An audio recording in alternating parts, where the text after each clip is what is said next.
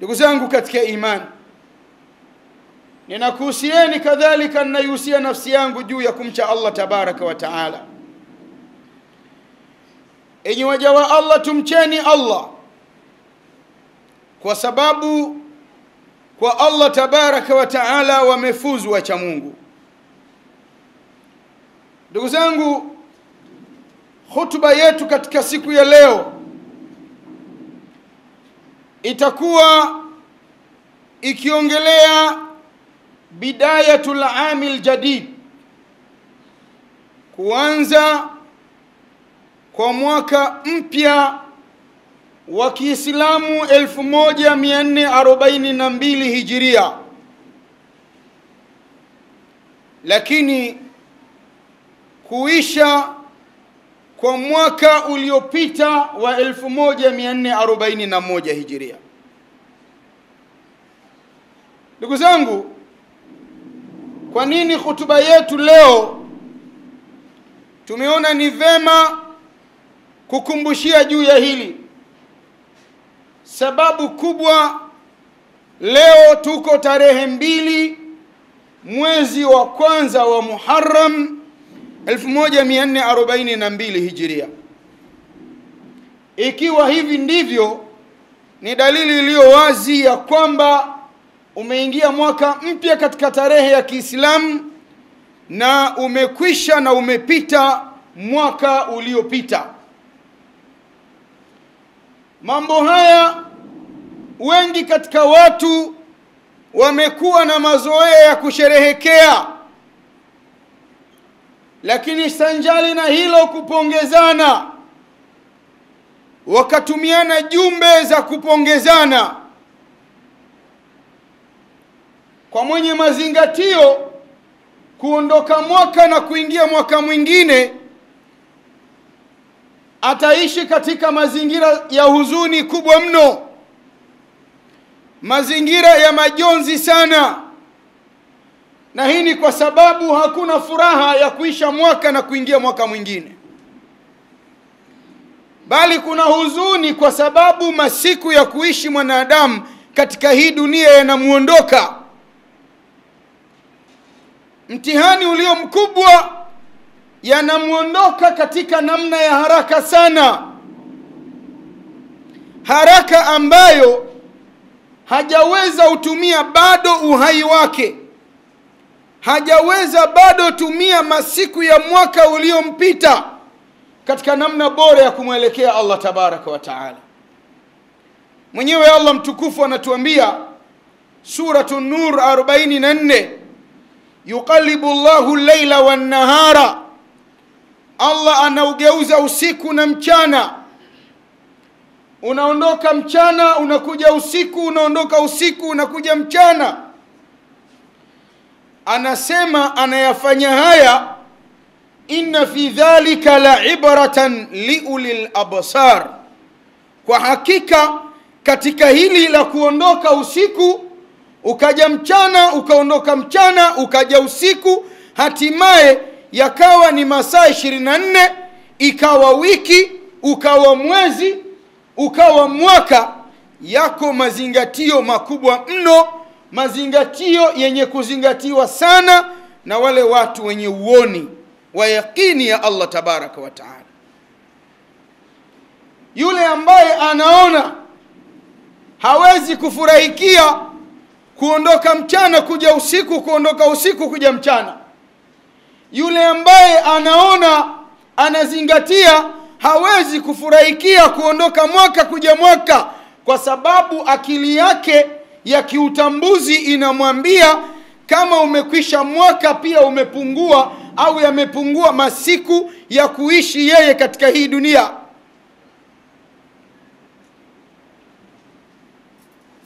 Na huu ndio uhalisia na uhakika, ndugu zangu katika imani. Kuingia kwa mwaka mpya na kuondoka mwaka uliopita ni dalili iliyo wazi ya kwamba umri wako na wenyewe pia unakwisha. Wakati umri unakwisha, unakuweka mbali na dunia, unakusogeza karibu na kaburi. huko kaburini utaenda ulizwa yale uliyoyatenda katika hii dunia, matendo ambayo yamekosekana kwa sababu uliuchezea muda. Ndugu zangu, inna taqaruba alwaqti wazaman wa sur'atu mururi, kwa hakika kukaribiana wakati na zama na uharaka wa kuondoka. Jana tu tulikuwa tunasema ni 1441, hatimaye kama vile tumelala tumeamka imefika 1442. Kuondoka, kupita, yani masaa kukatika kwa haraka namna hii, ni alamatun ala qurbi saa, ni alama ya kukaribia kiyama, ni alama ya kufikia mwisho wa wanadamu kuishi katika hii dunia, wakakusanywe mbele ya Allah tabaraka wa taala ili wahojiwe walitenda nini katika maisha haya ya dunia, katika vile alivyowajibisha Allah tabaraka wa taala. Al-Imamu Tirmidhi katika sunani yake amepokea riwaya itokayo kwa Anas ibn Malik, radhi za Allah tabaraka wa taala ziwe pamoja naye. Amesema Mtume sallallahu alayhi wa alihi wasallam, anasema Mtume, la taqumu saa, hakitosimama kiyama, hatta yataqaraba zamanu, mpaka kwanza nyakati zikaribiane, mpaka kwanza nyakati ziungane. Kiyama hakiwezi kusimama mpaka nyakati ziungane, zisogeleane, ziwe karibu. Mtu akilala akiamka tayari wiki imekwisha.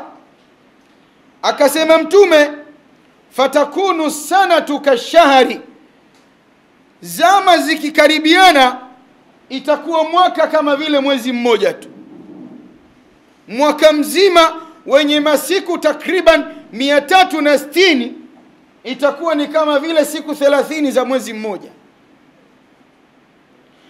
Akasema Mtume sallallahu alaihi wa alihi wasallama, washahru kaljumaa, na itakuwa mwezi mmoja kama wiki moja. Mwezi mmoja kama wiki moja, siku zinaenda kwa haraka mno. Akasema Mtume sallallahu alaihi wa alihi wasallama, watakunu aljumaa kalyaumi, na itakuwa Ijumaa ni kama vile, yani itakuwa wiki nzima ni kama vile siku moja masaa 24. Akasema Mtume sallallahu alaihi wa alihi wasallama, wayakunu alyawmu kasaa, na itakuwa siku moja ya masaa 24 kama saa moja tu yenye dakika 60, lakini itakuwa saa moja kama sekunde moja inayompita mwanadamu katika maisha ya kuishi kwake katika hii dunia. Riwaya ameisahihisha Sheikh Nasiruddin al-Albani, Allah mrehemu. Haya ni maneno ya Mtume Muhammad sallallahu alaihi wa alihi wasallama. Taqarubu zamani, kukaribiana zama, nyakati, ni alama kubwa sana ya kusogea kiyama katika maisha ya wanadamu wanaoishi katika hii dunia. Ndugu zangu, innal a'wama allati tansarimu, hii miaka inayotuondoka na sisi tumevaa kusherehekea na kupongezana, sanus'al anha amama Allah, tujue na tutambue tutaulizwa juu ya hii miaka mbele yake Allah tabaraka wa taala. Usisherehekee kwa kuondoka mwaka wa zamani na kuingia mwaka mpya, lakini hebu kaa chini jiulize, huo mwaka uliondoka masiku 360, wewe umefanya nini? Uwajibu upi katika nyajibu mbalimbali ambazo Mola wako amekuwajibisha kuzitekeleza? Umeweza zitekeleza? Umekamilisha nyajibu hizo katika namna iliyo bora, ile iliyofundishwa na Qur'ani na Sunna za Mtume Muhammadin sallallahu alaihi wa alihi wasallama? Kwa sababu kwa kuondoka mwaka hautorudi mpaka siku ya kiyama. Kila siku iliyokupitia katika masiku 360 utajaulizwa ulifanya nini katika siku hiyo mbele yake Allah tabaraka wa taala. na sisi tuna msiba mkubwa, tuna huzuni kubwa, masikitiko makubwa. Tumekuwa ni wingi watu maarufu mashuhuri wa kupoteza nyakati zetu katika maisha haya ya dunia.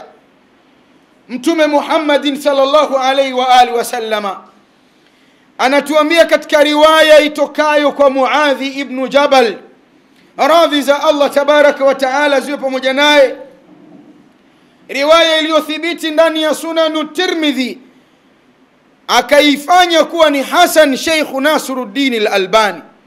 Mtume sallallahu alaihi wa alihi wasallam anasema, lan tazula qadama abdin yawm al-qiyama, kamwe katu, lan tazula qadama abdin yawm al-qiyama, kamwe katu hautonyenyuka unyayo wa mja siku ya kiyama, kutoka pahala pamoja kwenda pahala pengine.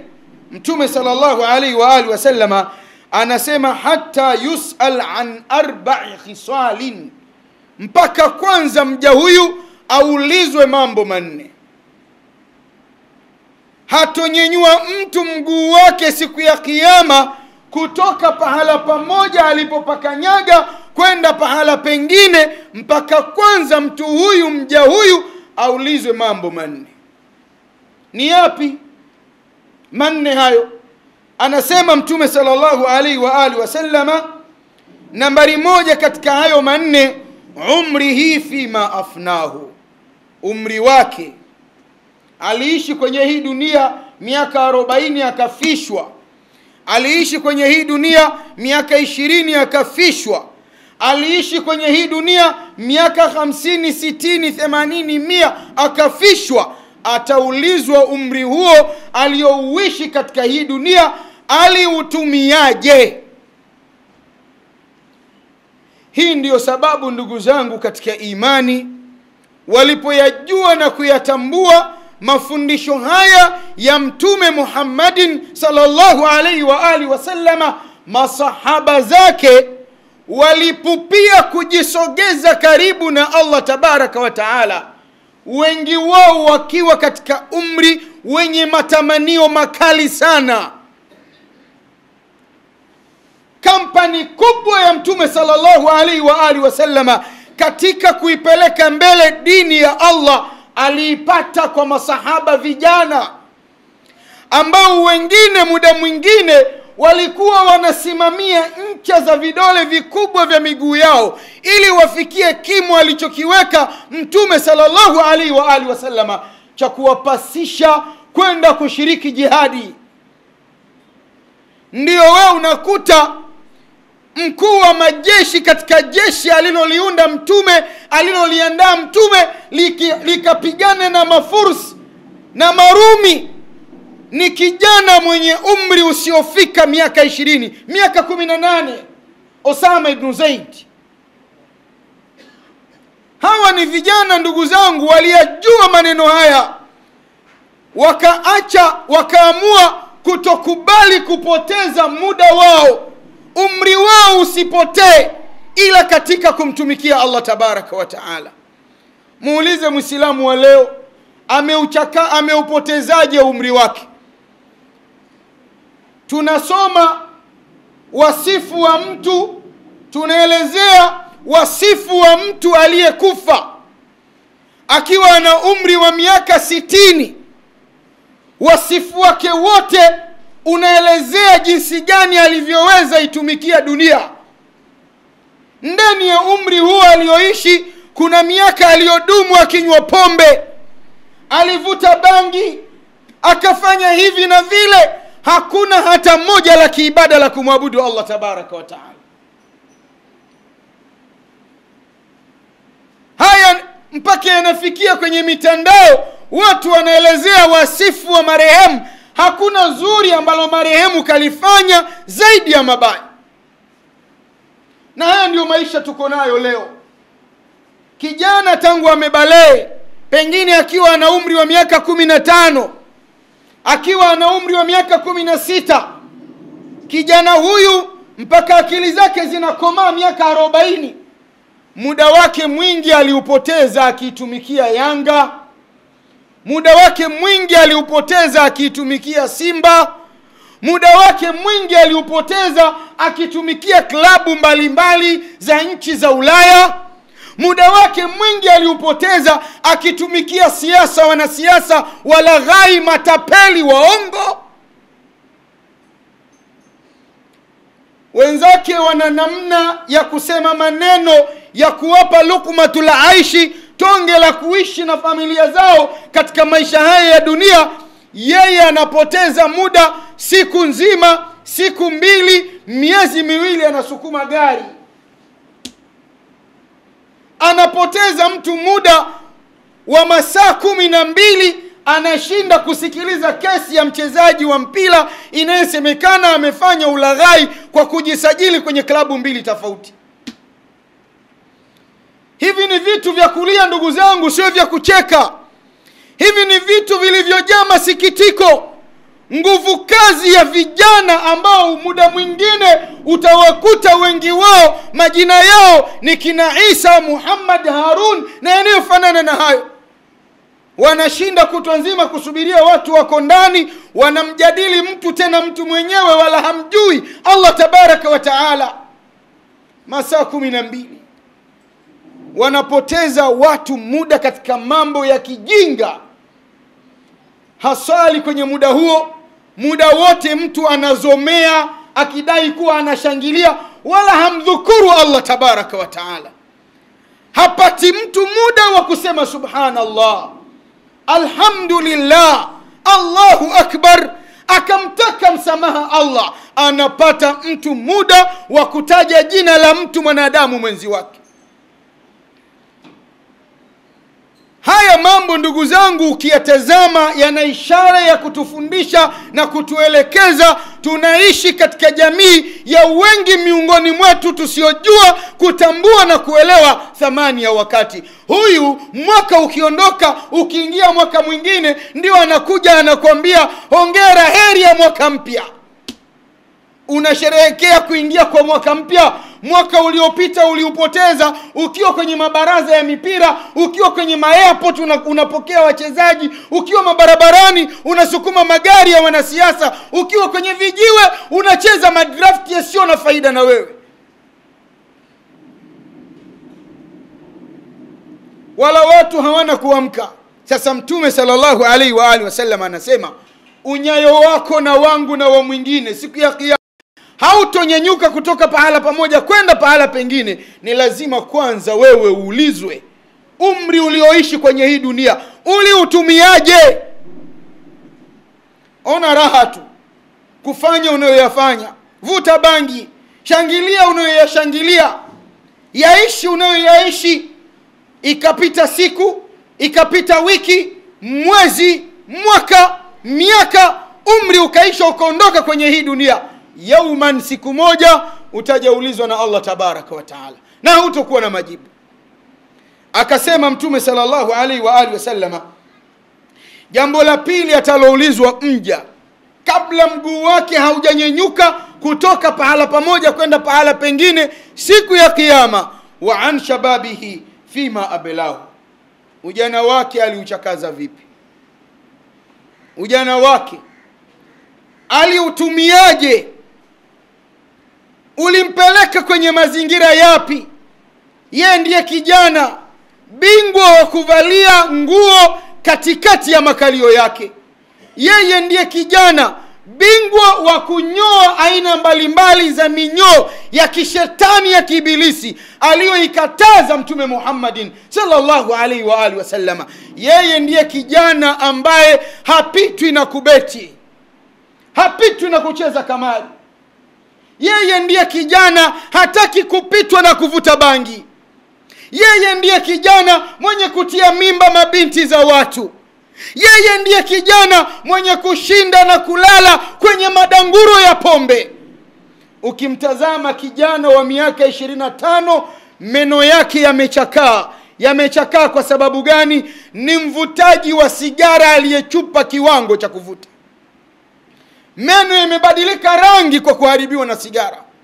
Meno yamebadilika rangi kwa kula mirungi. meno yamebadilika rangi kwa matumizi ya ugoro. Kijana huyu ana ngeo nyingi sana mwilini mwake. Usoni ana ngeo 5, 6, mwilini, miguuni, mikononi kote. Ni kwa sababu alipigana, alikosana na watu na chupa na yanayofanana na hayo.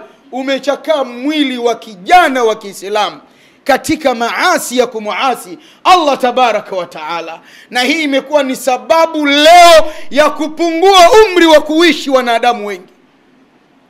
Wazee wetu miaka 30 nyuma iliyopita, akifa mtu mtaani ilikuwa amekufa mzee, tena mzee mwenyewe ni kuanzia miaka 70 kupanda juu. Ilikuwa hivyo. Ni kwa sababu makuzi na malezi waliolelewa hawakuvuta bangi, hawakunywa gongo, hawakula mirungi, hawakucheza makamari, hawakushiriki mambo ya maajabu ajabu, hawakupatwa na maradhi ya kuwaua kwa haraka katika umri mdogo. Kijana wa leo umri wa miaka 25, maradhi yote anayo yeye na mwili wake umekwisha chakaa, amechoka kabisa. Ukimsimamisha hapa yeye na mzee mwenye miaka 60, mwenye miaka 60 ana nguvu, yeye mwenye miaka 20 hana nguvu. Na haya tunayashuhudia. Tuna mtihani wa ongezeko la vijana wengi wanaoboosti nguvu za miili yao kwa matumizi ya madawa ili waende wakakutane na wake zao. Mambo haya hayapatikani kwa wazee. Hii ni kwa sababu wamechakaza miili yao, wameiharibu miili yao. Allah tabaraka wa taala atakuuliza ujana wako wewe umeuchakaza vipi siku ya kiyama. Walivyojua haya kina Abdillahi ibn Abbasi, walivyojua haya kina Usama ibn Zaid na wengineo, ndio sababu walitoa nafsi zao kuutumikia Uislamu katika umri wa udogo. Kina Anas ibn Malik, kina Abdillahi ibn Umar ibn al-Khattabi, kijana wa kisahaba mwenye wivu, mwenye mapenzi ya kufuata mwenendo wa Mtume Muhammadin sallallahu alaihi wa alihi wasallam, mpaka anafikia anauliza Mtume alipopita hapa, alipokuwa hapa alifanya nini? Anatamani maisha yake yapite, yafanye vile alivyofanya Mtume Muhammadin sallallahu alaihi wa alihi wasallam. Kijana wa leo yeye anawaiga watoboa masikio. Kijana wa leo anawaiga wale masuperstar ambao wamelala na wanawake mtaa mzima, na yeye yuko hivyo. Kijana wa leo anaona watu wanatoka wamevaa nguo zao katikati ya makalio, wametoga masikio, wana machupa ya pombe, na yeye anataka hivyo. Mabaya wengi miongoni mwa wanaoshiriki ni vijana, tena wengine wana majina ya Kiislamu.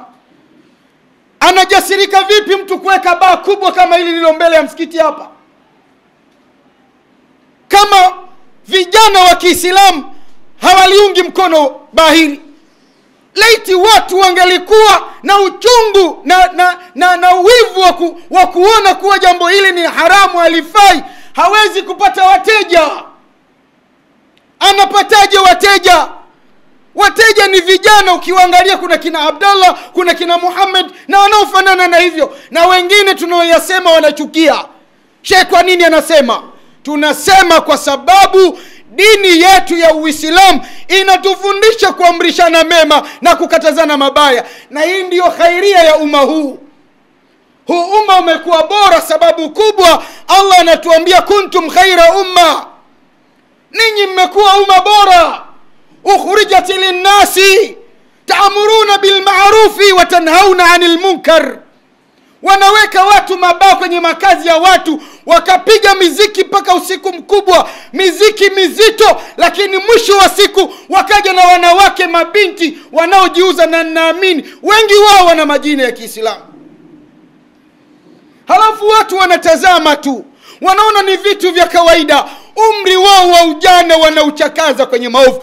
Mwisho wa siku wanapigana chupa, wanatoana mangeo, wanauana na yanayofanana na hayo. Lakini siku ya kiyama Allah tabaraka wa taala hautonyenyua mguu wako kutoka pahala pamoja kwenda pahala pengine, atakuuliza ujana wako uliuchakaza vipi. Jambo la tatu akasema Mtume sallallahu alaihi wa alihi wasallam, wa an malihi min aina iktasabahu wa fima anfaqahu. na ataulizwa mtu kabla ya mguu wake kunyanyuka kutoka pahala pamoja kwenda pahala pengine, ataulizwa mali yake aliichuma wapi, aliipataje hiyo mali, aliyojengea nyumba, aliyenunulia magari, aliyeitumia kutesea katika maisha haya ya dunia, aliipataje. Lakini ataulizwa ameiweka wapi.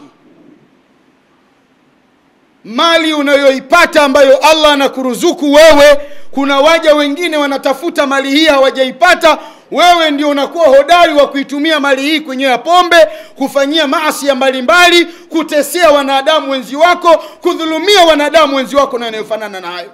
Utaulizwa na Allah tabaraka wa taala yaumul qiyama juu ya mali ulionayo. Usije ukasema mimi ni 10,000 tu ya kwenda kuonea tamasha la sijui nini day.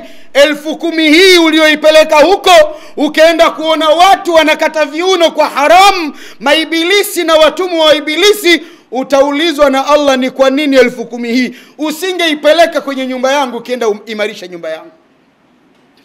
Akiwa msikitini kuchangia shilingi 200 ni kazi, lakini kwenye matamasha yao ya Simba Day, matamasha ya wananchi na yanayofanana na hayo, watu wanajaa mpaka wanajinasibu kujaza viwanja viwili. Ukiangalia hesabu kubwa ya wanaotakiwa kujaza viwanja viwili ni vijana, sio wazee. Ili mtu aweze kupata kuingia kwenye uwanja ambao moja kwa moja atawaona wachezaji badala ya kuwaonea kwenye screen, lazima aende mapema.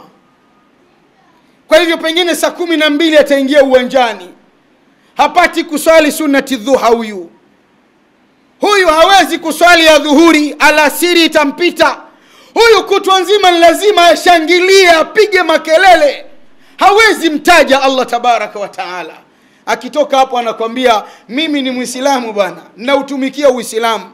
Laiti Uislamu ungelitambulika hivi ulivyoutambua wewe, ungetendwa hivi ambavyo wewe unautenda, na hao kina Usama, kina Abdullah ibn Mas'ud na wengineo, mimi na wewe leo tusingefikwa na Uislamu. Watu waliipa mgongo dunia, wakaitazama akhera. Nguvu zao, akili zao, mali zao waliziweka ipeleka mbele dini ya Allah tabaraka wa taala. Leo wewe pesa ukipata 500, ukipata 1000, unataka uende ukabeti upate utajiri wa haraka. Alikwambia nani mwanadamu anaweza kulala akaamka tajiri? Nani? Huyo anayeendesha hiyo kubeti, yeye anatajirika kupitia nyinyi, na ninyi mnaendelea kubakia kuwa ni mazuzu. Yeye anakusanya milioni 500, pengine labda kwa watu 50,000. Milioni 500 hii anatoa zawadi ya shilingi milioni labda 50 kwa mtu mmoja. Milioni 450 zote ameweka mfukoni kwake. Yeye ana akili na ninyi ni mazuzu, hamna akili. Kijana anatamani atajirike kwa haraka, hataki kufanya kazi. Ndio huyu anashinda kwenye ofisi za chama za mpira, kutoka asubuhi mpaka 12, siku 3 anakaa kusubiria hukumu ya mchezaji aliyesajili klabu 2 tofauti. Kijana huyu anaitwa Harun, ni Muislamu. Ni mambo yanasikitisha kwa kiasi kikubwa mno. Akasema Mtume sallallahu alaihi wa alihi wasallama, wa an ilmihi madha amila fihi. Na jambo la 4, ataulizwa mja kabla mguu wake haujanyenyuka kutoka pahala pamoja kwenda pahala pengine, elimu yake. Elimu ulionayo, sawa sawa umesomea ualimu, sawa sawa umesomea dini, sawa sawa wewe ni bingwa wa kuendesha magari, sawa sawa wewe ni fundi seremala mzuri, sawa sawa wewe ni fundi ujenzi mzuri. Elimu ulionayo wewe, uliitumia vipi elimu hiyo? Uliitumia katika namna anayoipenda na kuiridhia Allah tabaraka wa taala, au uliitumia katika kumuasi, kumchukiza na kumghadhibisha Allah subhanahu wa taala? Alwaqtu ayuha alahibba ni'matun min ni'amillah. Wakati, ndugu zangu katika imani, ni neema miongoni mwa neema alizoneemesha Allah tabaraka wa taala waja wake katika maisha haya ya dunia. Ana khasara sana yule ambaye hajajua, hajatambua thamani ya neema ya wakati. Mtume sallallahu alaihi wa alihi wasallama katika riwaya iliyothibiti kutoka kwake kupitia Abdullah ibn Abbas iliyo ndani ya Sahih Bukhari, Mtume sallallahu alaihi wa alihi wasallam anasema ni'matani maghbunan fihima kathirun minan nas. Neema mbili wamepata hasara katika neema mbili hizo wengi katika watu wanaoishi katika hii dunia. Wamehasirika wengi katika binadamu kwa neema mbili katika maisha yao haya ya dunia. Ni zipi hizo neema mbili ya Rasulullah? Mtume sallallahu alaihi wa alihi wasallam anasema as-sihhatu wal faragha, ni afya na mtu kuwa na chansi na muda wa kuweza kutenda alafu asiutumie kutenda. Afya ambayo mtu anayo, hakuna kiungo cha mwili wake kina maradhi, ana uwezo wa kutembea na kutenda lolote, halafu afya hii asiitumie katika namna bora ya kumneemesha katika maisha ya kesho kaburini, kadhalika kesho yaumul qiyama. Mja huyo ana hasara sana. Unasubiria wakati tayari upo kitandani, vinaletwa vyakula ulivyokuwa unavipenda wala kuvila huviwezi. Unatamani upate usingizi, wala macho hayawezi kufumba kwa maumivu yaliyo ndani ya viungo vya mwili wako. Unasubiria kwenye mazingira haya ndio utende. Una muda wewe ni kijana, bado baba yako yupo, mama yako yupo, bado uko chini ya uangalizi wa baba. Una fursa ya kusoma, hutaki kusoma. Una fursa ya kujenga maisha yako, hutaki kuyajenga maisha yako. Wewe pakifika asubuhi ni vijiweni, ukavute bangi, ukacheze kamari, ukafanye hivi. Muda wa kula ukifika utakuja kula, ukimaliza utarudi huko. Kutwa nzima inapita, ndio maisha yako hivi.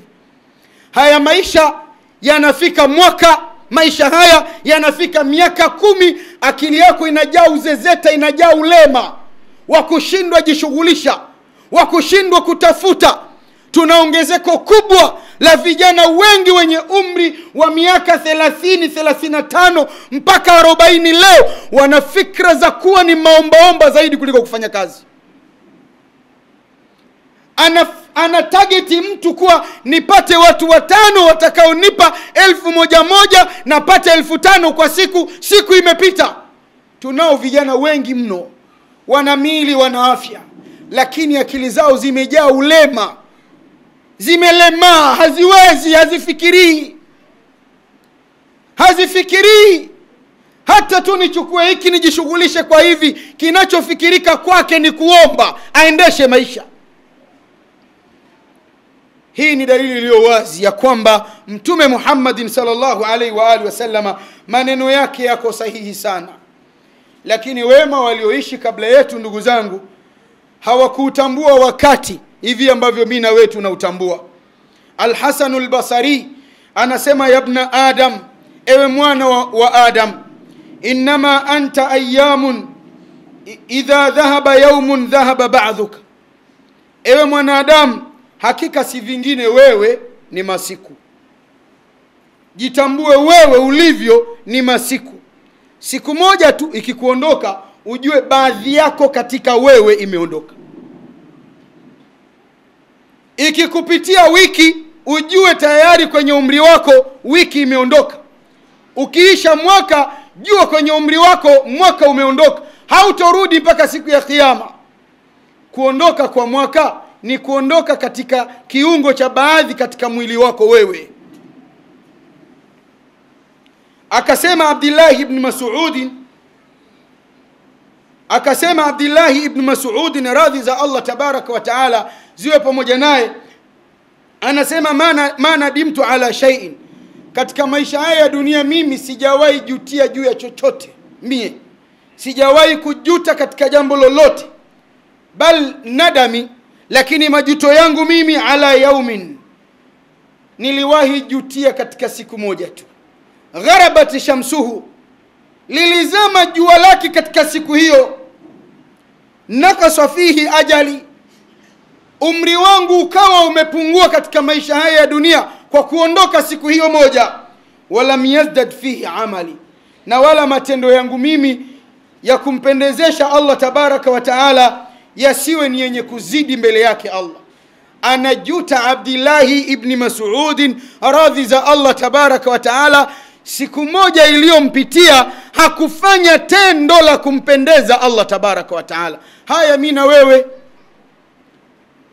tukapoteza masaa 12 tunasukuma magari ya watu wanaotufanya sisi mazuzu, tukapoteza muda wa masaa chungu nzima tunashabikia mambo ambayo hayana faida na sisi katika hii dunia wala kesho yaumul qiyama, wala hatujuti wala hatuoni ni hasara. Ibn al-Qayyim anasema idha'atul waqti ashaddu min al-maut, kupoteza wakati, kuruhusu muda wako kupotea hovyo, hili jambo ni baya zaidi kuliko umauti, kuliko mtu kufa. Kupoteza wakati ni jambo lililo baya zaidi kuliko mauti. Limadha? Ni kwa nini ewe msomi wa wasomi wa Kiislamu? Ibn al-Qayyim anasema lianna idha'ata al-waqti taqta'uka 'anillahi wad-dari al-akhirah. Kwa sababu wewe kupoteza wakati kuna kata mawasiliano yako wewe na aliyekuumba, kadhalika mawasiliano yako wewe na siku ya mwisho ambayo wewe utaenda ulizwa na Allah juu ya huu wakati ambao umeupoteza. Lakini anasema Ibn al-Qayyim wal mautu yaqta'uka 'ani dunya wa ahliha, lakini umauti unakukata tu, unakata mawasiliano yako wewe na dunia kadhalika na watu wa duniani. Ya Rabbi, tunakuomba utujalie kuwa ni miongoni mwa watu ambao tunazingatia nyakati zinazotupita katika siku za kuishi kwetu katika hii dunia. Jalie matendo yetu katika nyakati zote hizo yawe ni yale yenye kukuridhisha wewe, kukupendezesha wewe, na tuweke mbali na kupoteza nyakati zetu. Aqulu ma tasma'una wastaghfirullah li wa lakum wa lisailil muslimina wal muslimat fastaghfiruhu innahu huwal ghafurur rahim wa huwa al-barru al-karim.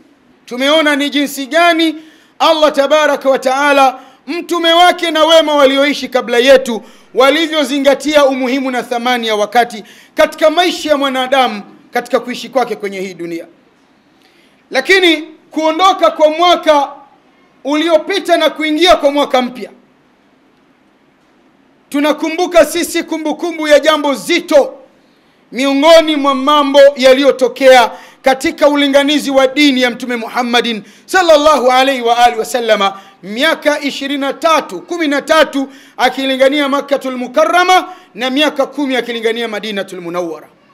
Si tukio jingine bali ni tukio la al-hijra, kuhama Mtume sallallahu alaihi wa alihi wasallama kutoka Makka kuja Madina.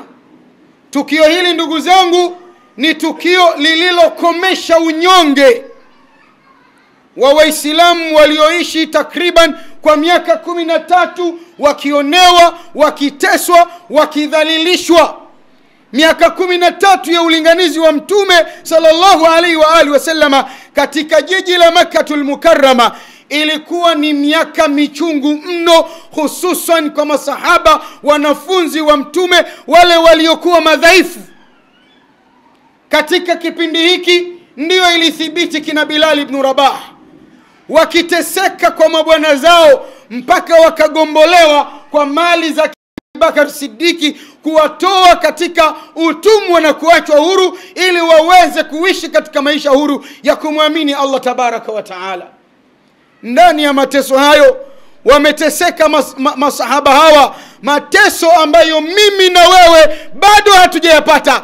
Anafungwa Bilal ibn Rabah, mikono yake na kamba, halafu inafungwa kwa farasi anaamrishwa amvute kwa kumburuza. Saa 8 mchana, jua limewaka, ardhi imechemka ya jangwani, nyama za matumbo zinachunika, ili tu Bilali amkatae Allah tabaraka wa taala. Lakini Bilali anasema nitakufa nikimtaja na kumthibitisha Allah wa pekee. Si tunapatwa na misukosuko michache, misukosuko midogo, watu wanakimbia kwenye ushirikina. Misukosuko ya maradhi peke yake inasababisha watu wanavaa mahirizi, wanapiga maramli, wanategemea matarasimu.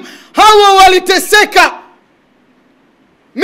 misukosuko mikubwa mizito, hawakutoka wala iharibu imani yao, walibaki kwa Allah tabaraka wa taala. Mama Sumayya, mwanamama huyu katika familia ya watu wa Yasir, mpaka Mtume sallallahu alaihi wa alihi wasallama anasema isbiru ala Yasir fa inna maw'idakumul janna, subiliani familia ya watu wa Yasir, ahadi ambayo Allah anakuahidini kwa mateso yanayotokana na kuamini kwenu kumwamini Allah mmoja, anakuahidini pepo. Mwanamama huyu anakufa kifo cha mateso, inasemwa katika riwaya kifo cha kuingizwa mtarimbo katika sehemu zake za siri mpaka umauti unamkuta, anashindwa, anakataa kumkana Allah mmoja. Sehemu nyingine anafungwa huku na huku, anavutwa, anachanika katikati, lakini bado yuko kwa Allah tabaraka wa taala. Mimi na wewe leo tumepata misukosuko gani? Misukosuko haijatufika na dini tumeipuuza, lakini watu walipata misukosuko wakaendelea ikumbatia dini. Wamehama masahaba wa Mtume si kwa kutaka, si kwa kupenda, kuhama kiukimbizi kutoka Maka kwenda Habesh takriban mara 2, kukimbia maudhi ya makafiri wa Kikureishi wa Makkatul Mukarrama. Mimi na wewe leo tuna uhuru wa kuishi kwenye majumba yetu, wala hatujaingizwa kwenye ukimbizi bado, na dini hatuna habari nayo, lakini watu bado kwenye mazingira haya wamemshika Allah pasina kumwachia. Inaondoka miaka hii ya kuwekewa vikwazo vya uchumi kwa takriban miaka 3, Waislamu ni makosa mtu yeyote kuwauzia wala kununua kwao wala kushiriki pamoja nao katika sehemu za mijumuiko ya kijamii kama visimani na kwingineko. Miaka 3 wamekosa chakula, akiba walionayo ikaisha, wakala magome ya miti, majani, mpaka umauti ukawakuta kwa kukosa chakula. Hawakuthubutu kusarenda, kujitoa kwa Allah tabaraka wa taala, wakabakia na Allah mpaka umauti ukawakuta katika mazingira hayo. Ndio inakuja hijra, inakuja habari, bishara ya kuambiwa, ya kuamrishwa, sasa hameni, tokeni Maka, nendeni Madina. Kipindi cha unyonge na udhaifu kimekwisha, nendeni mkatengeneze taifa la Kiislamu lenye nguvu, lenye power, lenye uwezo wa kufanya chochote. Walikuwa wanapigwa, wanateswa, wanauawa, Waislamu wakaweza simama, wakawa wao wanapiga yeyote aliyenyenyua kwao silaha, wanaua yeyote aliyethubutu taka kuwaua. Uislamu ukatoka Madina ukaingia mpaka Furs, mpaka Rum, mpaka Spain. Allah subhanahu wa ta'ala anasema walillahi al-izzati wa lirasuli wa lilmu'minin, nguvu, mamlaka yako kwa Allah, kwa mtume na kwa waliomwamini Allah subhanahu wa ta'ala. Walakinna almunafiqina la ya'lamun, lakini wanafiki hawajui. Miaka 1442 tangu mtume amehama kutoka Maka kuja Madina, wanaishi leo Waislamu wakiwa madhalili, wanyonge, wanasubiria msaada wa makafiri, hata kufikia kuungana dhidi ya ndugu zao kuweza tetea Mayahudi. Leo watu wanaweka mikataba ya makubaliano ya mahusiano yaliyo mema na Mayahudi dhidi ya Waislamu wenzao wa Palestina. Ni kwa sababu tu ya ahadi kuwa tutakupa nguvu, tutakupa ulinzi, tutafanya hivi na vile. Waislamu wamekuwa madhalili, wanyonge, madhaifu, wamebakia kukaa wanalalamika, wala hawana hila ya kuyaondoka hayo malalamiko. Tukio la hijra ni tukio linalowatoa Waislamu kwenye unyonge. Usiishi ukiwa na fikra za kinyonge. Ukiwa mnyonge, jua na tambua hujaushika Uislamu, lakini yeyote aliyeukamata Uislamu hawezi kuishi kinyonge. Lakini kuondoka mwaka 1441 na kuingia mwaka 1442 ni dalili iliyo wazi pia tarehe ya Waislamu ilianzia hapa katika kipindi cha utawala wa khalifa wa pili Umar ibn al-Khattab, radhi za Allah tabaraka wa taala ziwe pamoja naye. Mwaka wa 3 wa ukhalifa wake anaandika barua kupeleka kwa mawali wake, kwa mawali miongoni mwa mawali wake wa wilaya, mikoa wanayoiongoza wa Kiislamu. Aliyekuwa wali wa mji wa Basra, Iraki, alikuwa ni Abu Musa al-Ash'ari. Anaona mimi zinakuja barua za kiongozi zisizo na tarehe, mbona wenzetu hawa wanaandika barua zenye tarehe? Anaandika maneno, analeta kwa khalifa wa Mtume sallallahu alaihi wa alihi wasallama, vipi sisi barua zetu zinakosa tarehe? Ewe Amirul Mu'minina, Umar ibn al-Khattab anaona hili ni jambo stahiki, anaitisha kongamano la masahaba wa Mtume Muhammadin sallallahu alaihi wa alihi wasallama. Wanakaa chini, tunataka tarehe ya Waislamu. Inapatikana vipi tarehe ya Waislamu? Wengine wanasema, Amirul Mu'minina, tarehe ya Waislamu ni vizuri sana ianzie pale alipozaliwa Mtume sallallahu alaihi wa alihi wasallama. Rai hii inachukuliwa, inawekwa pembeni. Wengine wanasema ianzie pale alipopewa utume mwezi wa Ramadhani Mtume Muhammadin sallallahu alaihi wa alihi wasallama. Inachukuliwa rai hii, inawekwa pembeni. Rai inayokuja shinda, tarehe ya Kiislamu mwaka uanzie tangu Mtume alipotoka Maka kuja Madina, kwa sababu pale ilipatikana al-Furqan, kipambanuzi cha haki na batil. Huu ndio muda muafaka mzuri, tarehe yetu ianzie hapa. Rai iliyokubalika na masahaba wote. Haya, ikiwa hivyo ndivyo, mwezi wa kwanza utakuwa ni upi na mwezi wa mwisho utakuwa ni upi? Wengine wanasema mwezi wa kwanza uwe ni mwezi wa Ramadhani ambao Mtume alipewa utume na Qur'ani iliteremka kwake. Wengine wanasema mwezi wa kwanza uwe ni mwezi wa Rabiul Awwal aliozaliwa na kufa Mtume sallallahu alaihi wa alihi wasallama. Lakini rai inakuja shinda kwamba mwezi wa kwanza ni mwezi wa Muharram. Ni kwa nini mwezi wa Muharram? Ni kwa sababu tunapoanza Muharram tumemwamini Allah, tukasali sala 5, tukatoa zaka, tukafunga Ramadhani, tukaenda tekeleza ibada ya hija. Huu ndio mwezi wa mwisho, miezi 12 ya utekelezaji wa nguzo 5 za Uislamu. Ikawa itifaki ya pamoja, mwezi wa kwanza ni mwezi wa Muharram na mwezi wa mwisho ni mwezi Dhulhijja katika tarehe ya Waislamu. Nani katika Waislamu leo ayajua haya? Nani katika Waislamu ambaye maisha yake, tarehe yake anaishi na tarehe hii ya Hijiria, tarehe inayoenda sambamba na maumbile yake, kwa sababu inategemea mwandamo wa mwezi? Nani? Waislamu wameacha mila zao, tamaduni zao, itikadi zao, wamezivaa itikadi zisizo zao. Maisha yao yamekuwa ni maisha yenye kufananika na wasiokuwa Waislamu. Na Mtume sallallahu alaihi wa alihi wasallama anasema, man tashabbaha biqaumin fahuwa minhum, yeyote mwenye kujifananisha na watu na yeye ni katika hao watu. Katika riwaya, laisa minna man tashabbaha bighairina, si katika sisi yeyote ambaye atajifananisha na wasio sisi. Muislamu lazima aikamate tarehe ya Kiislamu. Hii ni tarehe inayoenda sambamba na maumbile yake, kwa sababu inategemea mwandamo wa mwezi. Mwandamo wa mwezi ndio kila kitu kwa mwanadamu. Lakini si hivyo ndugu zangu, kuondoka kwa 1441 Hijiria na kuingia kwa 1442 Hijiria panatukumbusha hadathun adhimun, tukio kubwa na zito.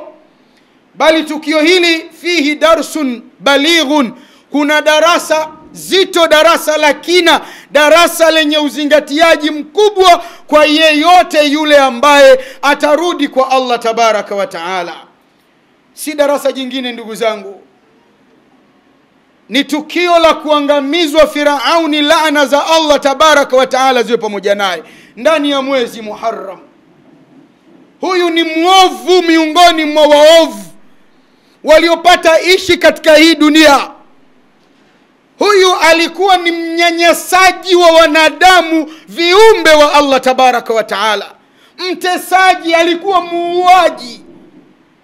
Akitokea leo mtu akatesa wenzake, akanyanyasa wenzake, akaua wenzake, kama yanavyofanyika tunayoyaona sehemu mbalimbali duniani, akayafanya katika namna ya kufanikisha, akajiona bado yupo, asifikirie Allah ameghafilika na yeye, bali mwenyewe Allah anasema inna rabbaka labil mirsadi, hakika ya Mola wako Muhammadi ni mwenye kukusanya matukio, akija kuleta kombora lake linakuwa ni hatari.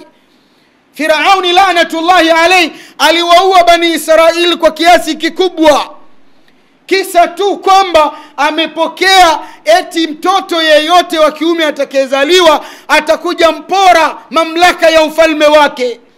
Ikawa kila mtoto anayezaliwa mwanamume lazima afe. Aliua alivyoua, lakini Allah tabaraka wa taala siku zote ni mwenye kuradi vitimbi vya waovu.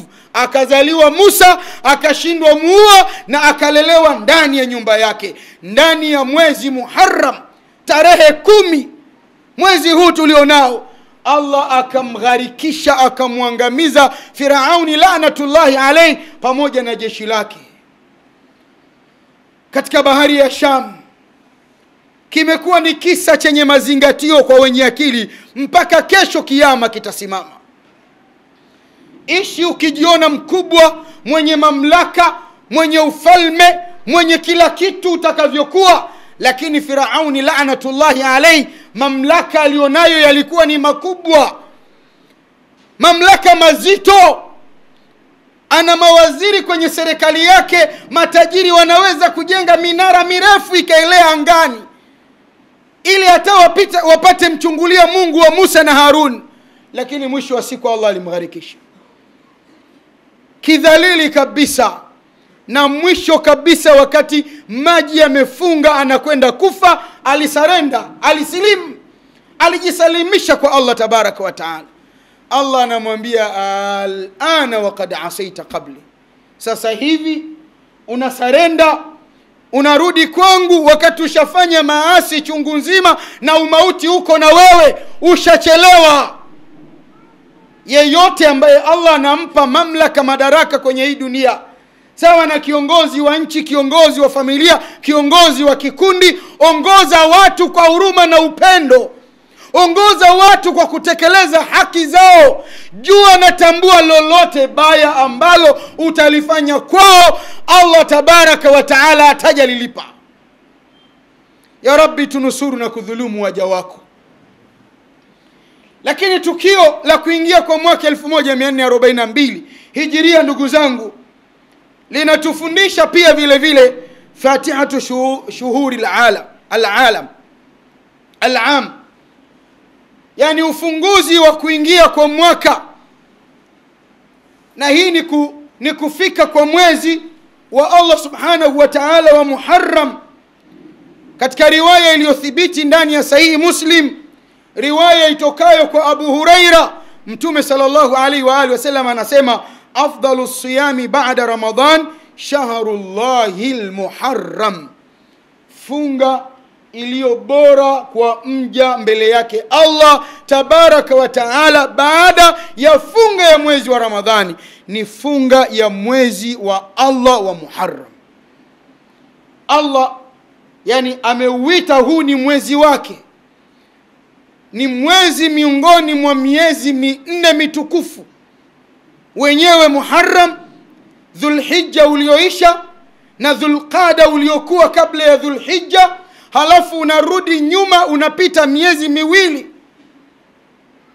miezi 3, Shawwal, unaipita Ramadhani, unaipita Shaabani, unakwenda Rajab. Hii miezi 2 4 mitukufu ya Allah tabaraka wa taala. Ni miezi ambayo Waislamu hawanyanyui silaha, hawagombani, ni miezi ambayo waislamu wanakithirisha muabudu Allah tabaraka wa taala, wanakithirisha jirejesha kwa Allah tabaraka wa taala. Na ndani ya mwezi huu iko siku bora, iko siku tukufu. Mtume sallallahu alaihi wa alihi wasallama anasema katika riwaya iliyothibiti ndani ya sahihi Bukhari na Muslim itokayo kwa Abdullah ibn Abbas, baada ya kufika Madina kawakuta Mayahudi waliokuwa wakiishi Madina wanafunga siku ya tarehe 10 mwezi Muharram. Leo tuko tarehe 2. Tarehe 10 itakuwa ni Jumamosi ya wiki ijayo, ndio itakuwa tarehe 10, ambayo itakuwa ni sawa na tarehe ya miladi 29 mwezi wa 8 2020. Mtume sallallahu alaihi wa alihi wasallam aliwakuta Mayahudi wanafunga, akawauliza, ma hadha al-yawm alladhi tasumunahu, hii siku ambayo ninyi mwaifunga ni ipi? Mayahudi wakamjibu wakamwambia Mtume, qalu hadha yawmun adhimun, hii ni siku kubwa Muhammadi, anjallahu fihi Musa wa qaumahu, ni siku ambayo Allah alimnusuru kutokana na vitimbi vya Firauni Musa na watu wake. Wakasema fasamahu Musa akaifunga siku hii katika masiku aliyoishi katika hii dunia, kadhalika na sisi tunafunga, na yote ni shukran lillahi ta'ala, ni shukurani kwa Allah mtukufu. Mtume sallallahu alaihi wa alihi wasallama akasema, fanahnu nasumuhu nahnu ahaqu wa aula bi Musa minkum, kwamba sisi tuna haki na ni bora zaidi kutenda ambayo Musa aliyatenda kuliko ninyi. Kwa hivyo kama Musa alifunga katika hii siku na ninyi leo mnafunga, sisi waislamu ni wa kwanza kufunga na ni bora zaidi, kwa sababu silabasi yetu na Musa ni moja. Sote sisi tunamwabudu Allah mmoja, tunamuelekea Allah mmoja. Akasema Mtume, ninatamani mimi mwaka ujao ikiwa nitakuwa hai nitafunga siku moja kabla au siku moja baada, ili nijitofautishe na Mayahudi na Manasara, kwa sababu ndio tabia na mwenendo wa Waislamu. Mambo yao hayafanani na mambo ya Mayahudi wala Manasara. Imekuwa ni sunna kufunga siku moja kabla au siku moja baada. Atakayeweka nia ya kufunga tarehe 10 mwezi Muharram sawa na tarehe 29 mwaka 2020 mwezi wa 8, basi afunge Ijumaa yake au afunge Jumamosi na Jumapili yake, au afunge Ijumaa, Jumamosi na Jumapili, kama alivyosema mufti aliyepita wa Saudi Arabia Sheikh Abdul Aziz ibn Bazi, Allah amrehemu. Siku tatu zote ni bora zaidi. Atakuwa mtu kaanza kufunga Alhamisi, akafunga Ijumaa, akafunga Jumamosi yenyewe, akafunga Jumapili. Na hii funga ya siku ya 10 ya mwezi wa Ashura ina faida gani kwa Muislamu? Paka hata inasisitizwa hivi. Riwaya iliyopokewa kutoka kwa Abi Qatada, Mtume Muhammadin sallallahu alaihi wa alihi wasallam anasema, ahtasibu ala Allahi, mimi funga ya siku ya Ashura ninaihesabu kwa Allah subhanahu wa ta'ala malipo yake, an yukaffira as-sanata allati qablahu, inafuta madhambi ya mja yaliyotangulia mwaka uliopita. Funga ya siku moja, madhambi yako madogo madogo yote ya mwaka 1441 yanasamehewa na Allah tabaraka wa taala. Nani katika sisi ambaye anaweza sema hana madhambi, ambayo anayatafutia msaada wa msamaha kwa Allah tabaraka wa taala? Msamaha uko wazi kwa wewe kufunga siku moja tu ya tarehe 10 mwezi Muharram 29 mwezi wa 8 2020. Utasamehewa makosa yote uliyoyafanya mwaka 1441, na utakuwa umepata fursa ya kujipanga sasa kutenda yalo mema 1442, ili Allah akichukua roho yako aichukue hali ya kuwa wewe umerejea kwake. Ndugu zangu katika imani, Tumuombe Allah tabaraka wa taala daiman atuwafikishe katika hii dunia, zipatie nyakati zetu na kutenda katika nyakati yale ambayo yatatupa faida kaburini, kadhalika kesho kwake yeye Allah tabaraka wa taala. Allah atunusuru na atuweke mbali na kupoteza wakati, na pia atuweke mbali na marafiki ambao tabia na tamaa zao ni kukushawishi wewe ambaye ni rafiki yake kupoteza wakati katika mambo yasiyokuwa na faida. Inna Allahu malaikatahu yusalluna ala nabi ya ayyuhalladhina amanu sallu alayhi wa sallimu taslima. Allahumma salli ala Muhammad wa ala ali Muhammad kama sallaita ala Ibrahim wa ala ali Ibrahim, wa barik ala Muhammad wa ala ali Muhammad kama barakta ala Ibrahim wa ala ali Ibrahim innaka Hamidum Majid. Warda Allahumma anil khulafa'il arba' wa anil baqiyati ashabi rasulillah Muhammadin sallallahu alayhi wa alihi wa sallama.